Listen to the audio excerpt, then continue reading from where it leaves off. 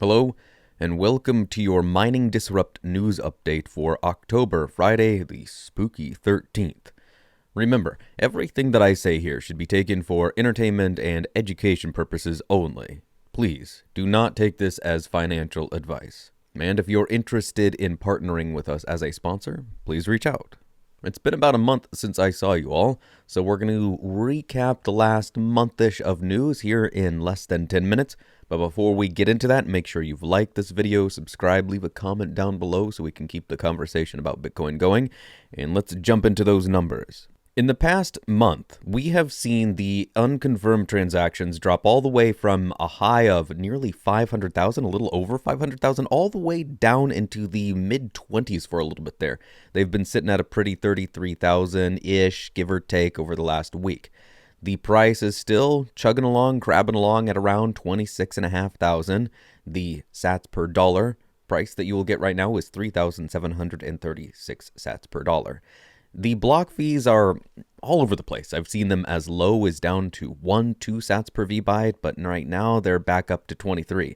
The hash rate is bombing away. Right now we are looking at 435.3 over the last 2 weeks. Now, this might come as no surprise to any of you that have been in the Bitcoin space for a while, but at the end of September, Michael Saylor posted this tweet. He said, MicroStrategy has acquired an additional 5,445 Bitcoin for roughly $147.3 million at an average price of $27,053 per Bitcoin. As of 9/24/23, MicroStrategy hodls 158,245 Bitcoin, acquired for around $4.68 billion at an average price of $29,582 per Bitcoin. This strategy that Michael Saylor and MicroStrategy as a whole has employed has them situated to be potentially one of the most valued companies in existence ever to exist. We will see what the future holds, of course, but at this rate, and if the trajectory of Bitcoin is correct by many analysts, which we're going to get into here in a second, far smarter than me, with far more assets under management, certainly than yours truly, it will be interesting to see what plays out. And one of those big companies is Fidelity. This paper is titled Bitcoin First Revisited. And the reason it's titled Revisited is because back in 2022, I think it was June, July, I believe it was the same authors, but Fidelity looked at Bitcoin. It takes about 30-40 minutes to get through the whole thing.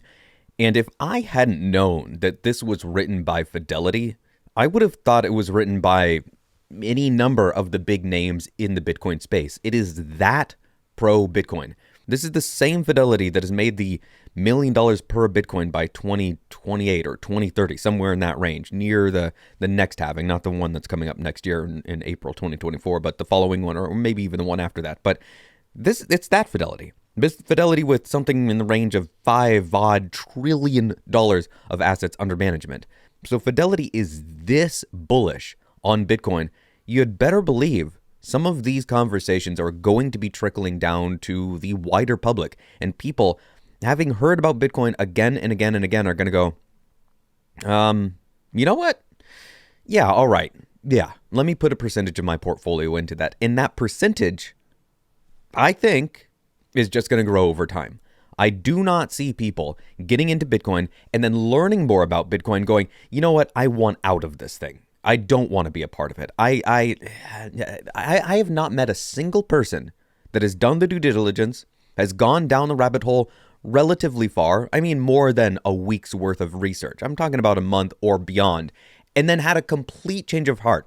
I have not met that person, nor have I heard of anybody else meeting that person. Once you understand what Bitcoin is, it completely differentiates itself from everything else. And I do mean everything else. I mean stocks, bonds, other crypto, all other assets, tangible or intangible. It is something unto itself. And on that point of it being something unto itself, we are seeing an entire country, literally an entire country, revitalize itself. This article is from power, and it is titled Feat of Engineering Provides Floating Power Solution. And you can see out there in the distance this massive ship, which we can see down here, right here. It is this massive regasification unit. So right here, it says permanently moored at El Salvador's port of Aqua.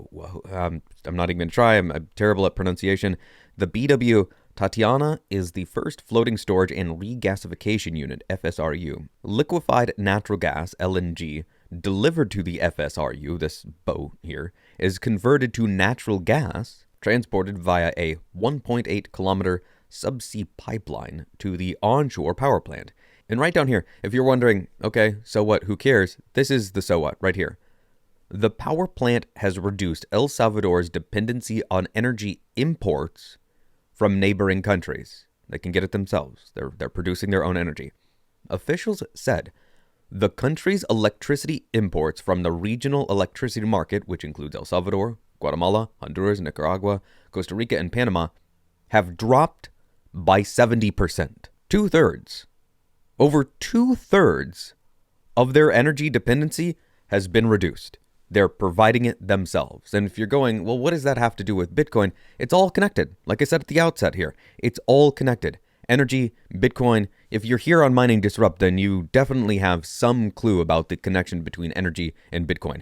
They are as linked as two peas in a pod. I mean, it doesn't get any more intrinsically linked. Maybe the next closest thing is Bitcoin and computers, but it's all one big happy family. You got to have one of them. They all work together. You can't have one. You can't have computers without electricity. And if you have electricity, but you don't have a computer, you get my point here. It's all connected. And El Salvador is doing something that basically no other country is doing. And I look forward to seeing what the future holds for them. Now, my final topic isn't so much a news story, but it's to encourage you to truly, really, check out Mining Disrupt 2024. It's going to be happening June 25th through the 27th down in Miami. It'll be a little bit toasty, but it should be nice, and it looks like it's definitely going to be indoors, so you don't have to worry about getting completely roasted, and then you can step outside and go to the beach when you want to.